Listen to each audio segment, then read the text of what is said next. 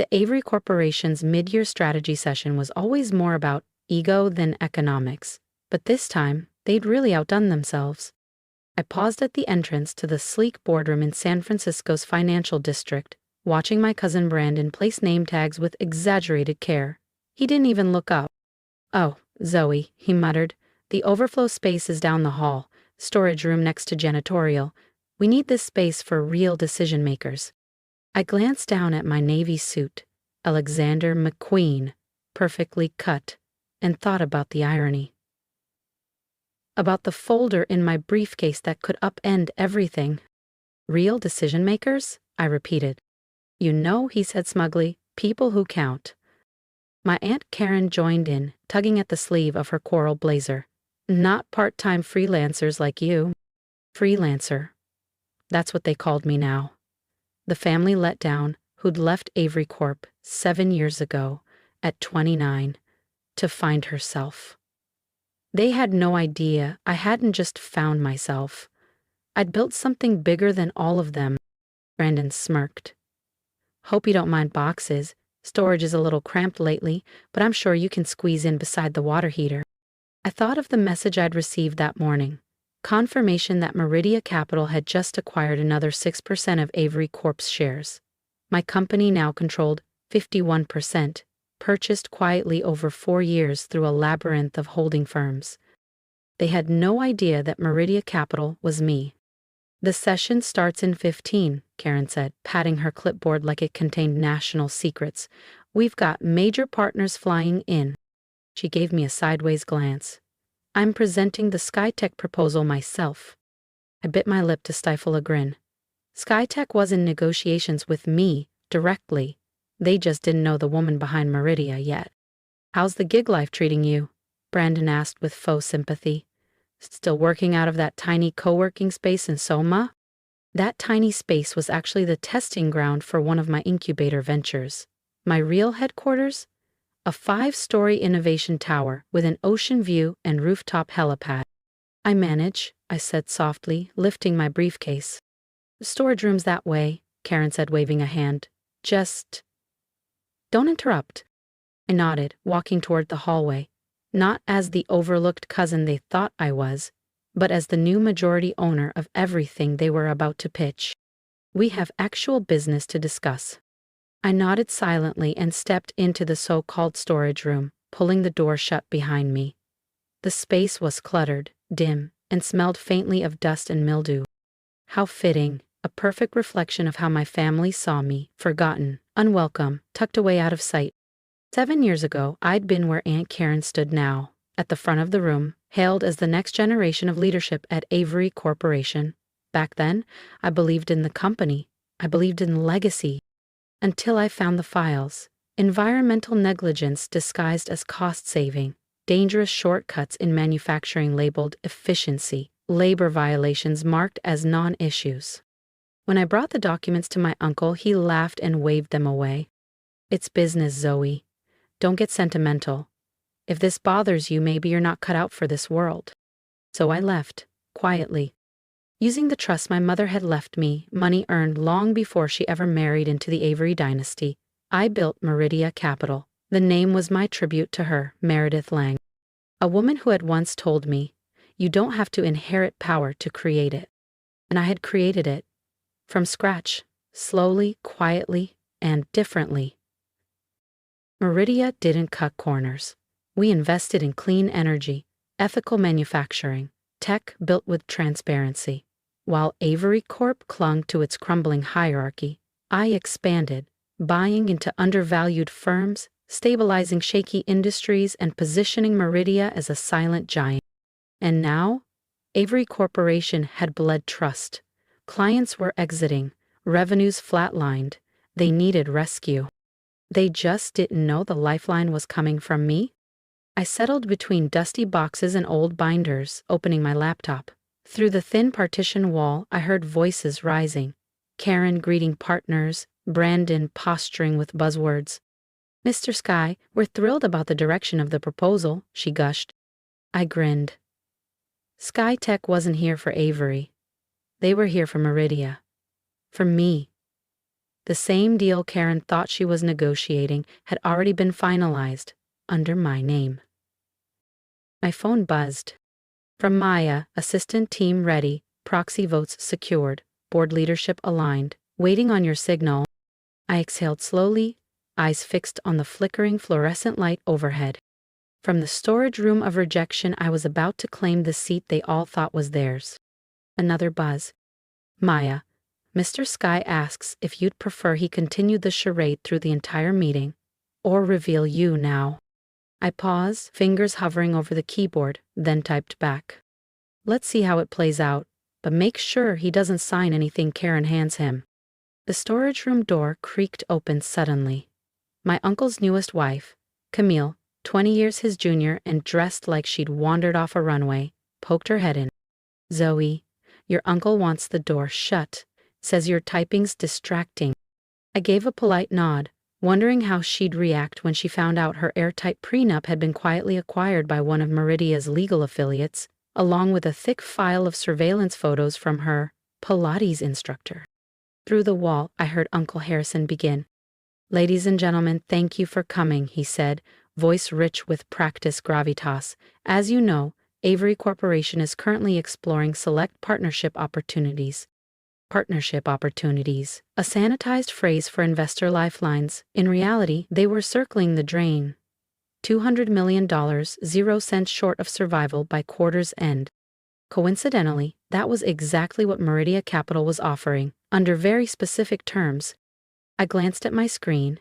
Avery Corp's stock had dipped another 2.1% since the market opened, right on schedule. Karen's voice rang through the walls, artificially bright as she launched into her proposal for SkyTech. And with Mr. Sky's investment, she finished, we'll be positioned to expand aggressively across the Western Tech Corridor. Actually, Mr. Sky's familiar voice cut in, I'm not here for that proposal. The silence was instant. I'm here to meet with the CEO of Meridia Capital. I could almost hear Karen's smile shatter. I'm sorry, she faltered. But this was arranged through Avery. It was, Sky confirmed smoothly. But Meridia now holds a controlling interest in Avery Corp and in multiple vendors you rely on, including my own firm. That's ridiculous, Uncle Harrison snapped. We'd know if someone was buying up our company. I stood, smoothing my blazer, and opened the storage room door. Would you, I said, stepping into view. Like you knew your emissions audits were fabricated, or that your offshore contractors are violating labor laws, or that your clients have already signed with someone more accountable? Every head in the room turned. For the first time in years, they really saw me. Not as the forgotten niece in the corner, but as the woman who owned the floor beneath their feet. If you want to see what Zoe does next and how the board reacts when she takes her rightful seat, make sure to subscribe so you don't miss the next chapter of her quiet revenge. Every head in the conference room snapped toward me. Karen's cheeks lost all color. Brandon dropped the gold-plated pen he always flaunted. Uncle Harrison's face stiffened, caught between disbelief and mounting dread. Zoe? He choked out. What are you talking about? I offered a calm smile and stepped fully into the room. Perhaps we should restart this meeting, I said smoothly. It's rather rude to leave your majority shareholder in the storage closet. The silence was deafening. I strode confidently to the head of the table and set down my briefcase with a soft, deliberate click. Meridia Capital, I began, enjoying the way Harrison's jaw tightened with each syllable, now holds 51% of Avery Corporation's stock. Dead silence. We also control a majority stake in 3 of your 5 primary vendors. We've acquired your largest line of credit, and as of this morning, we've signed exclusivity agreements with over 80% of your top clients. That's not possible, Karen stammered. Meridia is run by me, I finished, voice steady. It has been since I left Avery Corp 7 years ago. Not that any of you noticed. You were too busy padding numbers and chasing quarterly wins to see who was quietly buying your legacy out from under you. Brandon found his voice first. But you're just a consultant. You work out of that shared space downtown. I smiled. That's one of our R&D labs. I clicked open my laptop and connected to the boardroom's display. My actual office is Sterling Tower. You know, the one that literally casts a shadow over this building? The screen lit up with performance charts. Declining revenue, rising legal risks, client attrition. Let's begin, I said. Since I left, Avery Corp's stock has fallen 60%. You're under EPA scrutiny, and the Department of Labor is preparing subpoenas. Now wait a minute, Harrison began, voice rising. I am waiting, I cut in sharper now. While you were grooming Karen and Brandon to cover up violations and silence whistleblowers, I was building something better. Mr. Sky gave a small nod. That's why our contract went to Meridia. They do business right. Ethics don't pay salaries, Karen snapped, though her tone cracked. Actually, I advanced the slide, they do. Meridia's profit margins are 30% above industry standard. Because when you respect workers and the law, the returns respect you back. I passed around neatly prepared folders. Inside you'll find Meridia's proposal for Avery Corporation's future. We're prepared to inject $200 million 0 cents in capital, I said evenly, exactly what you need to avoid insolvency. Uncle Harrison narrowed his eyes, his business instincts finally catching up. And what do you want in return? Control, I replied. Full operational authority. The Avery family retains 20% ownership, but all decisions will now go through Meridia Capital's board. I paused. Which means this company and this family is about to change. Brandon gave a weak laugh. You're bluffing. Karen, tell her she can't do this. She's not bluffing, Mr. Sky interjected. Ms. Lang holds 51% of this company. She has legal control, and with proxy support, she has a mandate. She absolutely can. I advanced the presentation to the next slide. A brutal timeline of Avery Corp's violations, fines, lawsuits, OSHA investigations, EPA sanctions. A decade of rot. The choice is yours, I said. Accept our offer and let us rehabilitate this business, or let it collapse under the weight of your shortcuts. Karen's face turned pale. You'd destroy your own family's legacy? This isn't destruction, I replied. This is restoration. Meridia revives companies that have lost their way. We just happen to be starting with ours. Uncle Harrison stood slowly. The fire in his eyes hadn't dimmed, but it was tempered now by something like respect. You planned this, he murmured. All of it. The quiet exit, the shell corporations, the client poaching. I met his gaze. I learned from the best, Uncle. You taught me everything about winning. I softened. But not about how to win. That I learned from Mom. He winced at her name. Meredith Lang, his late sister, had been the only moral voice in the company. After her death, her values were erased from every boardroom decision. Until now. I slid the paperwork across the table. The documents need to be signed today. Your creditors are circling, so is the EPA and the press. Karen clung to Harrison's arm. You can't let her do this. We'll find another investor. Can you? I raised a brow. Check your phones. All around the room, screens lit up. A push notification from Bloomberg. Meridia Capital declares majority ownership of Avery Corp. Immediate restructuring expected. By closing bell, they'd be lucky if anyone bid on their nameplate. The room broke into chaos, voices overlapping, phones buzzing, eyes darting. Brandon sank into his chair, pale and hollow. Karen just stared. Harrison held the contract in both hands, silent. And for once, he read every word. His hands trembled slightly. You'll keep the Avery name, Uncle Harrison asked at last. The company name, yes, I said, but not the practices that poisoned it. I met his eyes without wavering. It's time for Avery Corporation to stand for more than profit at any cost. He exhaled slowly and nodded. Then with a reluctant reverence, he reached for the pen. Wait, Karen's voice cracked through the tension. What about us? Your positions are secure, I said evenly, if you're willing to learn a new way of doing business. Meridia offers excellent training in ethical governance and responsible leadership. I paused.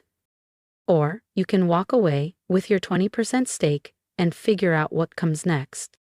You'd really fire your own family? Brandon asked, stunned. I'd really expect my family to earn their positions, I corrected, just like every other Meridian employee does. The contracts were signed within the hour. As the boardroom slowly cleared, Mr. Sky approached me with a quiet handshake. Brilliantly done, he said. Your mother would be proud. Glanced toward the corner where Karen, Brandon, and Harrison stood in stunned silence, eyes hollow, their world rewritten in an afternoon. A small part of me pitied them, but a larger part knew this was necessary. Not just for the business, but for justice. The next few months were transformational. Avery Corporation's darkest practices were dismantled, one by one. Fair wages and employee protections were prioritized. Sustainability was embedded into every department. Environmental audits weren't just passed, they set new benchmarks. To her credit, Karen surprised everyone. She enrolled in ESG certification programs, attended policy workshops, and earned a genuine role in Meridia's corporate responsibility division. Brandon took longer to adapt, but eventually found his place in community engagement. His charm finally served a purpose beyond distraction. It began rebuilding trust with partners and the public. Harrison stepped down as CEO but remained on as a senior advisor.